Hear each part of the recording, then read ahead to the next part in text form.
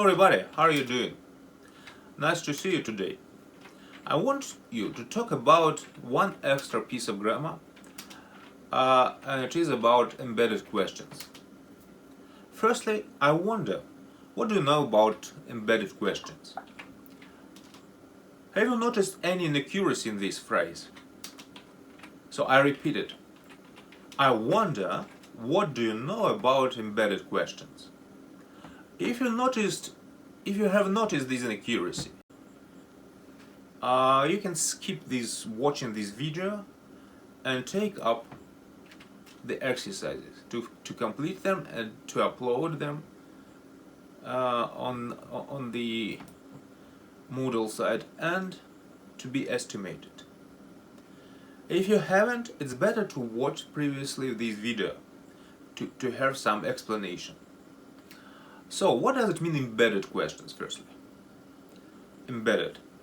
I think that's the most close synonyms to this word. They are set in, to be set in, to be embedded, to be installed, to be inserted. So you can check up this word in the dictionary. So, but I can explain. Embedded questions, they continue of two parts. The first one, addressing part, and the second one is question as itself.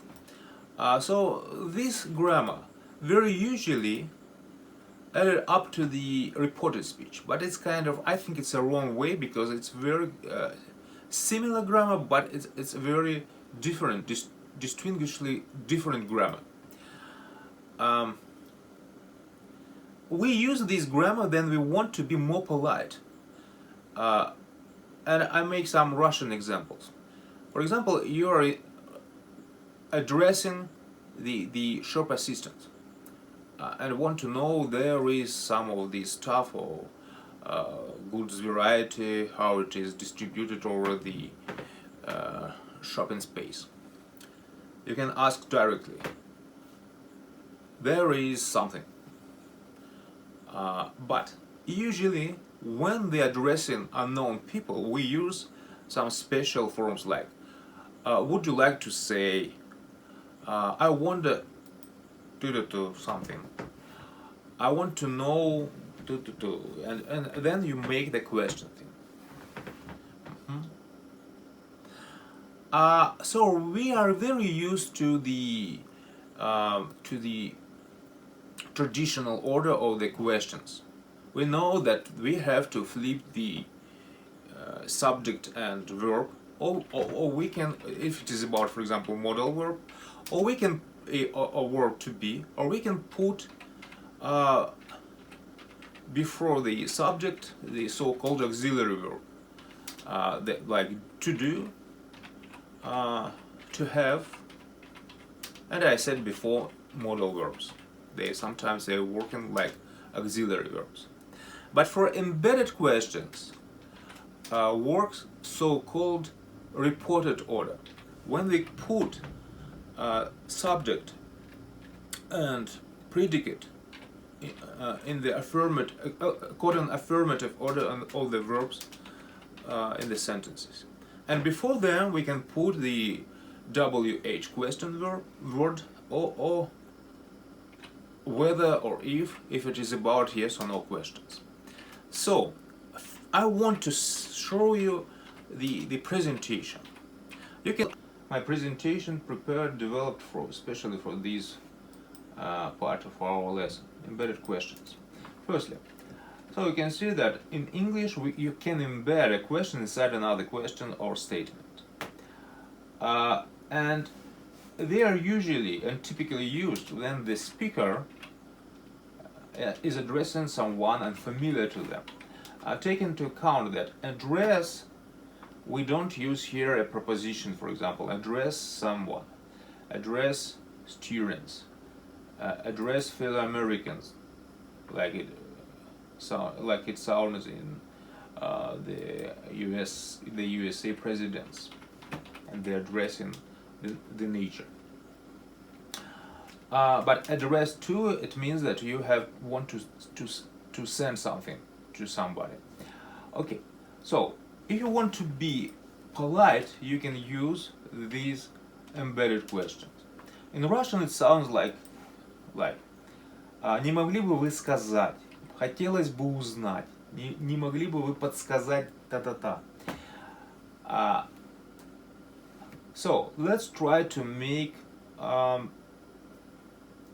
translation of these are very simple questions. So what is our conjecture for a while? Не могли бы вы сказать, как пройти библиотеку? So we have a really great temptation to say, could you tell me how can I get to the library?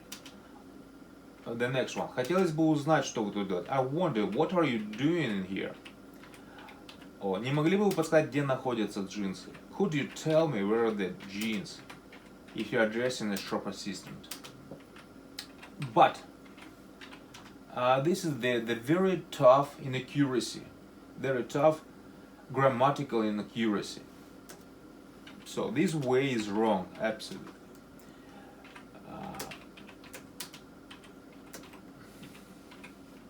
So the structure of the embedded questions is following.